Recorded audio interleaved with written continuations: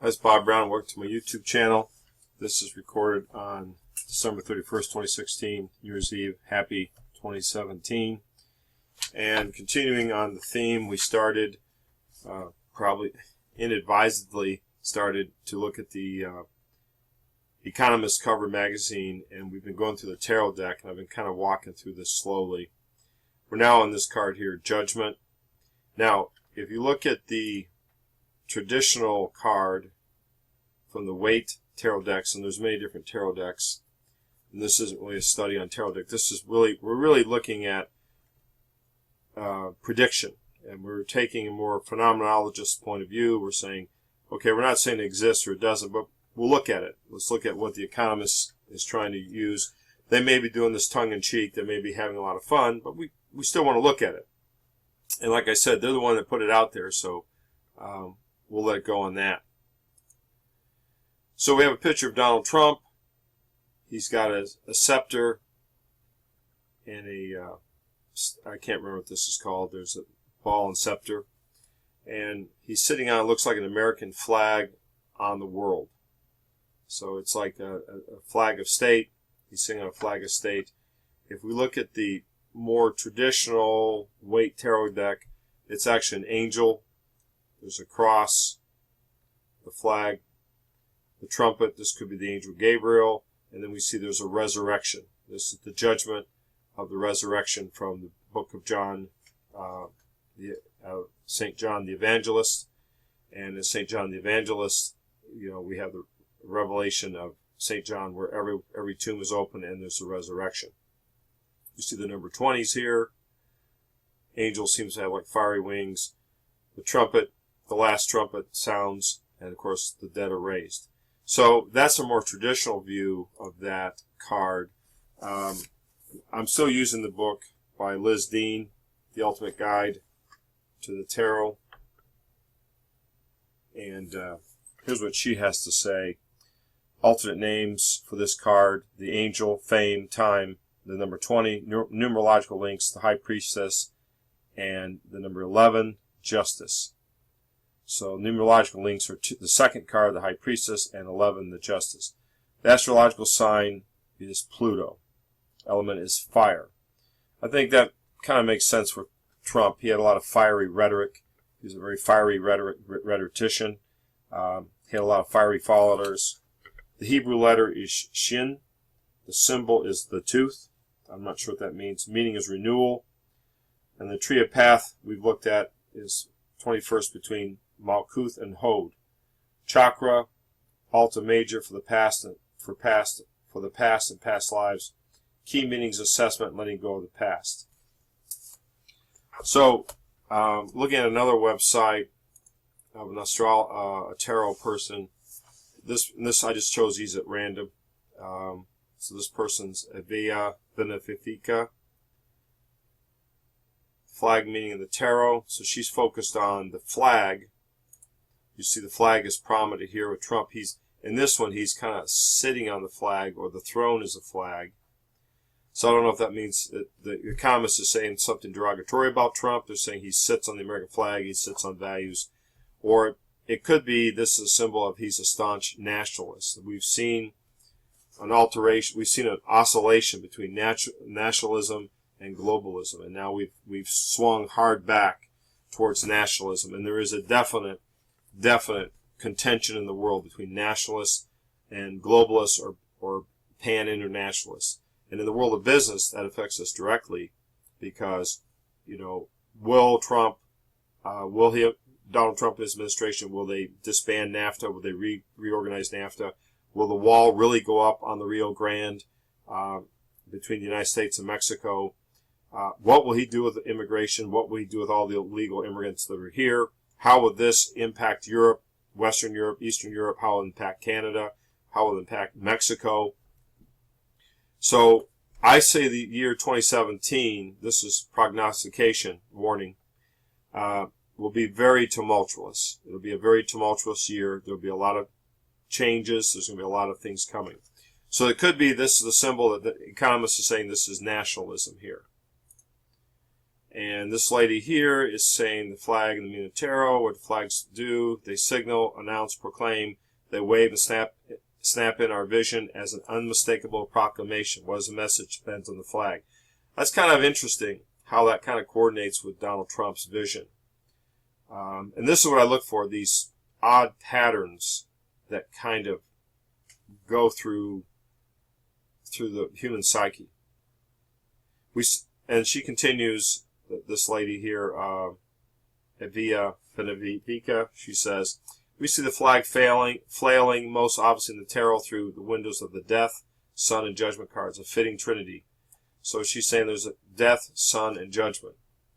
Feels like a resurrection-esque to me. Take a moment, look at these cards, you might get the same impression. Now this is interesting here. She brings up these points. The flag meaning the tarot asks these questions. Where does your patriotism reside? What territory are you staking for your own? What important news do you have to proclaim? To what are you wanting to draw others' attention? So that's an interesting take on this card. If you look at what she said, of course, I believe she wrote this long before the election. I don't know when she wrote this. It's not dated. But anyway, that's interesting. That, where does your patriotism reside? So I don't know. Is this lady a nationalist or she? I don't know. Let's look. Just kind of interested.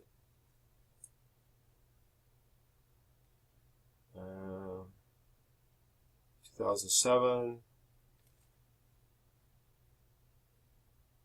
and just basically her path through there. I'm more interested in the patterns that emerge out of these events. If we go back to the weight, we see the flag. This is like a Christian crusader cross, the Trump, the resurrection.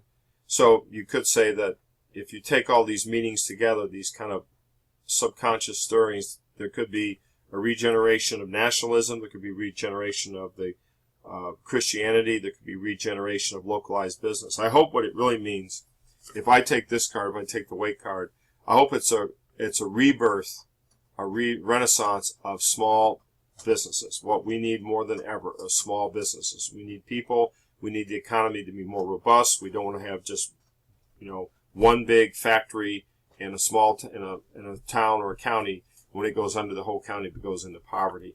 We really need to have people see themselves as entrepreneurs. So that's an interesting card. That's just kind of my take on it. What the Economist may be saying. It's about nationalism. Trump is a definite nationalist. He's a patriot. Again, whatever side of the spectrum you're on politically is not what we're worried about here. We're just trying to discern what this is.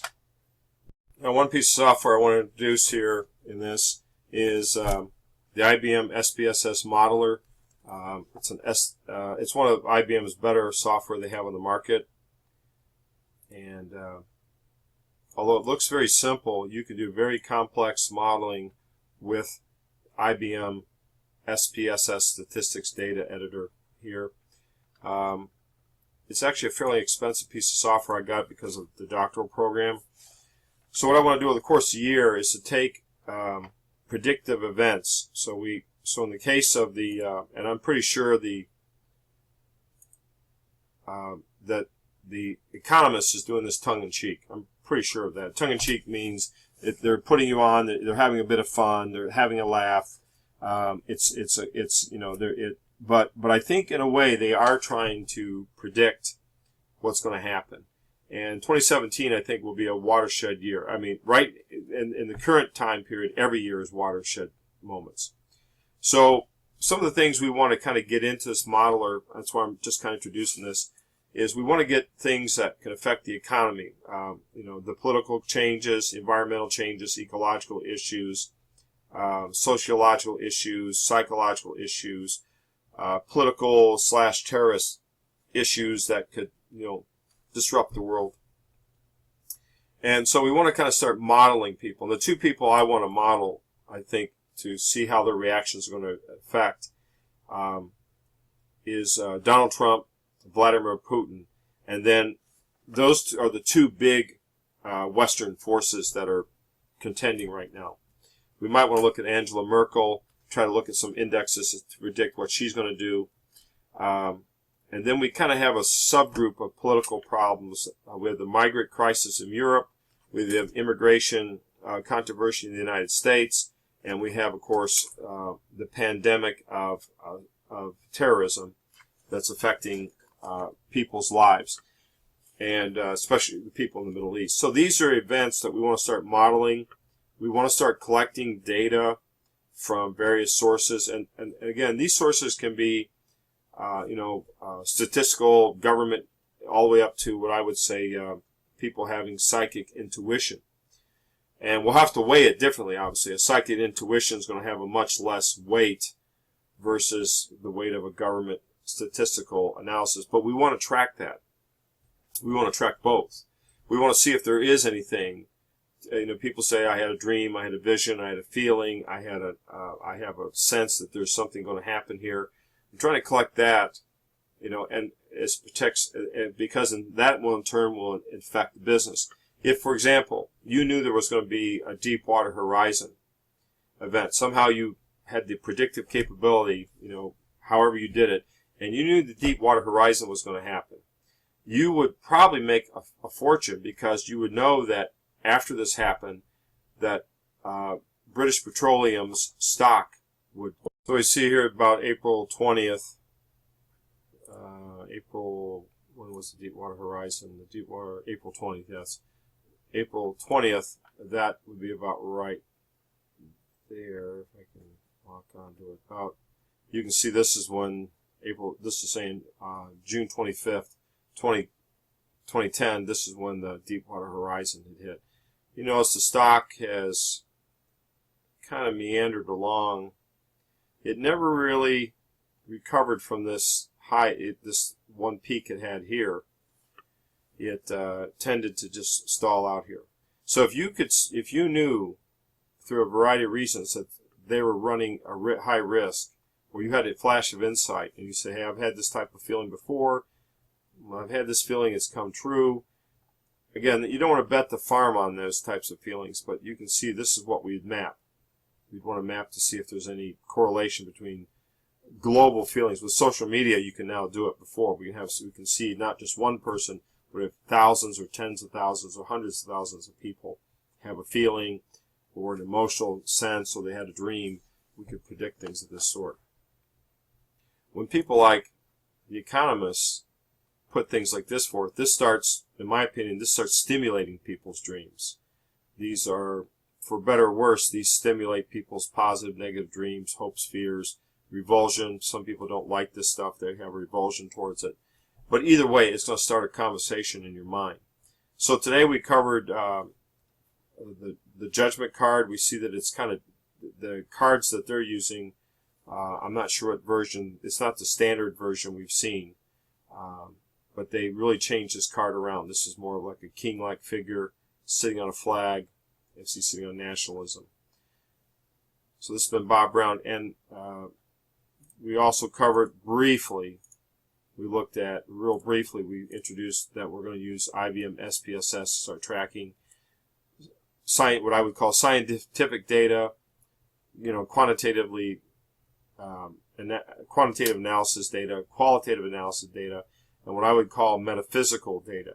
And metaphysics, meaning this is where we go into the realm of speculation, of, mostly where scientists won't go, and I don't blame them. But nonetheless, we're not going to be held back. We're going to go look and see if there's something to this, see if we can detect patterns in people's dreams. If Jung's theories are correct, if there is a collective unconscious, these archetypes, in many ways, these weight tarot decks are part. If you're a Jungian, you would say these are part of the collective unconscious, and that we could map them. So we're going to try to map the collective unconscious using these 8 cards that the Economist dealt us, and we'll try to see what, if anything, they predict, or if there is some kind of correlation, or if they cause the correlation, or if these symbols have a causality. In other words, if people start believing them, then events will take place, will unfold that way. This has been Bob Brown for the business life, and this has really been a predictive session. Remember, keep studying.